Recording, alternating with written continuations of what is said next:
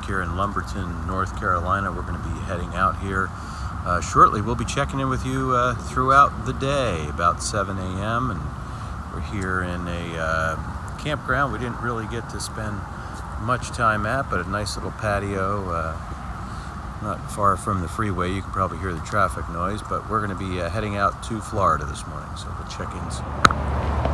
I lied, checking in sooner than expected. See, we're hooked up to camp here. That's our water hookup. That's our electrical hookup. And since we're going to be boondocking, I told you we'd tell you a little bit about boondocking. Boondocking basically means just living off the systems. So right now we've got water coming in from our city water to go into our coach. I'm going to turn that to tank fill, and I'm going to take some water on into our freshwater tanks. So when we're boondocking, which means we're not connected to city electric or city water, that means we're living off of our systems, our own tanks, our own batteries, our generator, etc. So I'm going to take a little more water on board so we have full tanks and we're in good shape. Just a little update as we prepare for another incredible journey of Clark heading down to Florida. All right, it's a little bit lighter now. We're getting closer to departure. We'll be pulling out about 5 or 10 minutes from now, and here's Clark getting ready for his journey. We are packing up, turn off systems. Didn't get much chance to enjoy the patio or the fire pit, but we're going to be heading on the road. This is what a campground looks like in Lumberton, North Carolina. Check in soon.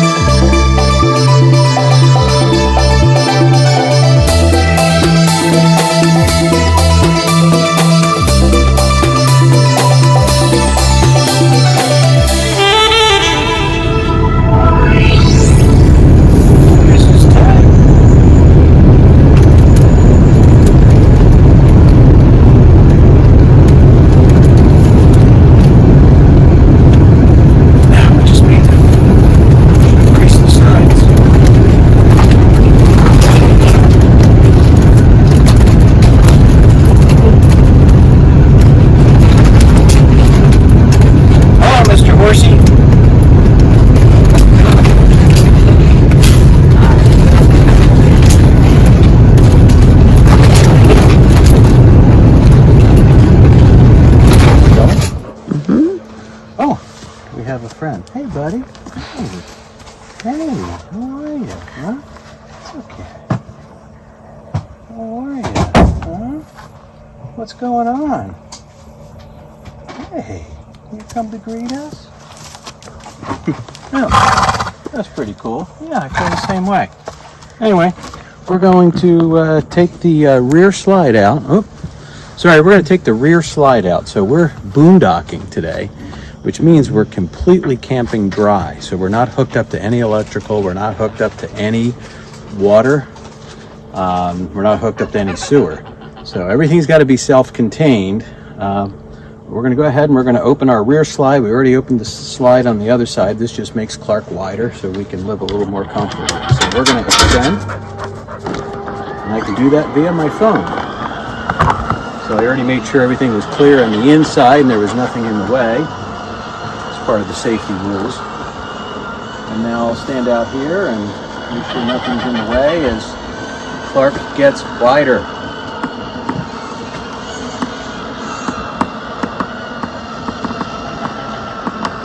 There we go. Okay, so Clark's open. We'll check with you in just a little bit. All right, let's go visit some of the other characters on this horse farm. There's a donkey over there. And a dog. Goose. And there's 4 more horses over there. I mean, 2 of them we've already met. But looks pretty cool. Pretty cool place. That sound you hear, by the way, is I'm running the generator for a little bit so I can run the air conditioners just to cool things off. And Mr. Donkey's coming by. Hey, buddy. What's going on? What's going on? What? What's going on? What's going on? What's happening? What's happening? It's okay. Don't be scared. It's okay. It's okay. It's okay. All right. It's okay. There you go. All right. Well, thanks for coming over to say hello. How you doing today? What's happening in your life? All right.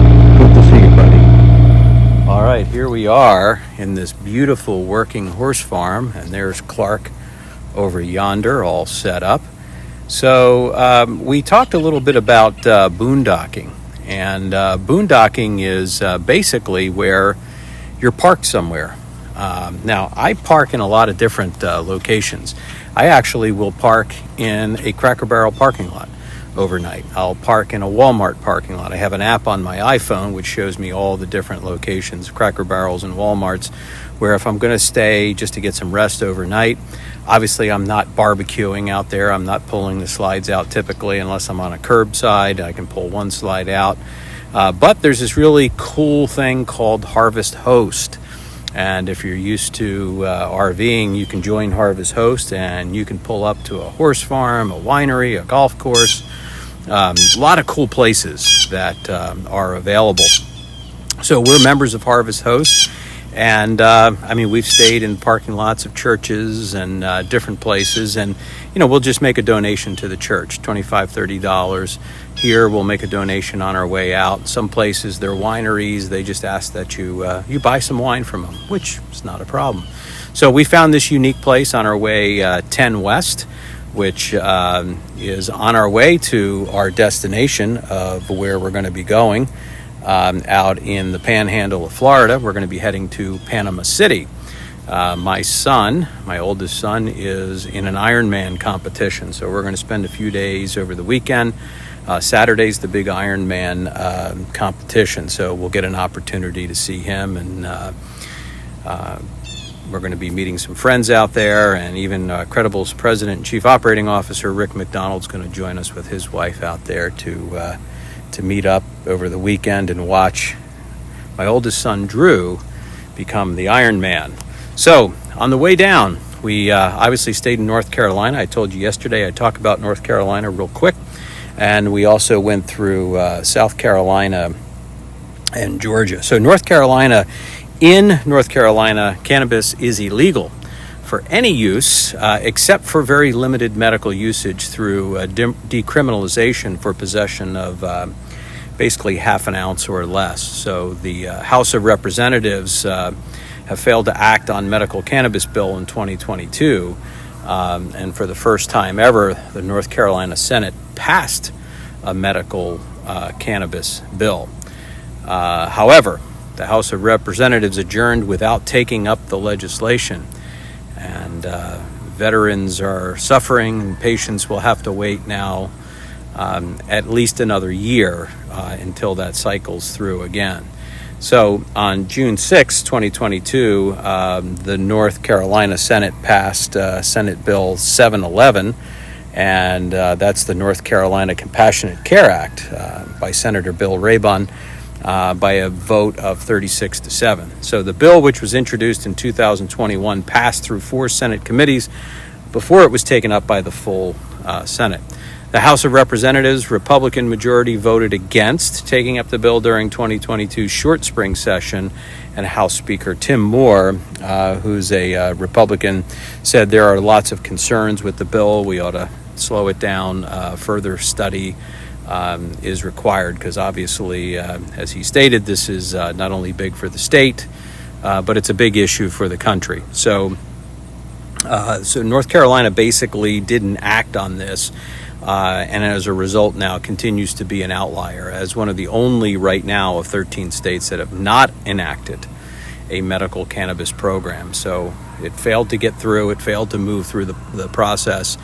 And in a January 2021 poll, Elon University found 73% of North Carolinians supported medical cannabis. And in a May 2022 poll, support had actually increased to 82% with strong bipartisan support. So it seems to be warming up in North Carolina, and North Carolinians, they continue to want a medical program implemented as quickly as possible. So we'll stay tuned on North Carolina and see what happens. South Carolina, cannabis in South Carolina is illegal for recreational use, although the use of low THC CBD oil is allowed for certain medical conditions. So South Carolina Medical Cannabis Voter Guide was released, which is points out that 37 states give their residents the freedom to use medical cannabis with a doctor's approval, although the South Carolina Senate passed a medical cannabis bill by a 2-to-1 margin this February. Now, South Carolina still is not one of them that actually moved that all the way through. So the South Carolina Compassionate Care Act was killed in the House in May in a procedural ruling and vote. So again, stay tuned in South Carolina. In Georgia, cannabis in Georgia is illegal for recreational use, but decriminalization in the cities of Atlanta, Savannah, Macon, Athens, and some other cities, have decriminalized it in those various areas. And it's allowed in the form of cannabis oil containing less than 5% THC as well. So Georgia legislature, again, has sort of failed to act on cannabis reform. And Georgia is truly lagging the times on marijuana policy reform. It's one of the only 19 states that still actually imposes jail time for simple possession of cannabis, and one of the only 13 that lacks a compassionate medical cannabis law. It does have a more limited law to allow certain cannabis-derived products, but they are captured at only 5% THC, which is very, very low. So the legislature has adjourned for the year, but voters will have a chance to elect more cannabis-friendly legislatures this fall. We'll see what happens, because we're seeing both sides of the aisle sort of loosening up on this, because obviously there's a lot of people that want to see this approved, particularly for medical. So during the 2022 legislative session, there was an attempt by Georgia Senate and House of Representatives to jumpstart the stalled licensing process, and it was resulting from lawsuits by bidders that did not receive licenses. And that was for its limited medical cannabis program. So the two legislative bodies tried to find some acceptable middle ground right up until the General Assembly adjourned on April 4th at midnight. And Governor Brian Kemp stated that he will consider executive action to deal with the logjam, but no specific plans have been put forth yet. Until this can be resolved, the patients of Georgia will continue to seek relief, unfortunately.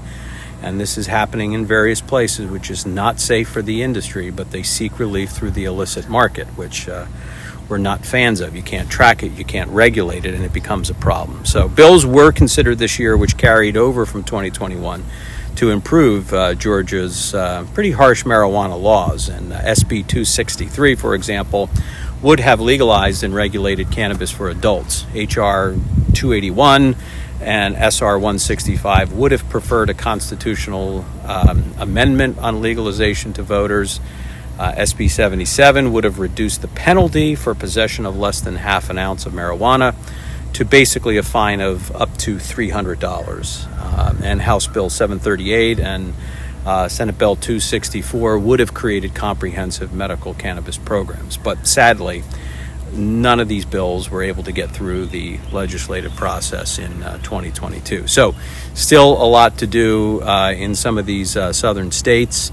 We're starting to see a lot of polling across the country on approval on acceptance of this. You know, the negative stigma of this is gone. And like it or not, folks, I mean, it's coming, right? It's going to happen. And I think it's really important that it happens safely and it happens transparently, because this isn't the gold rush of, the 1800s, the mid 1800s. This is something that we need to make sure that people just aren't profiting from.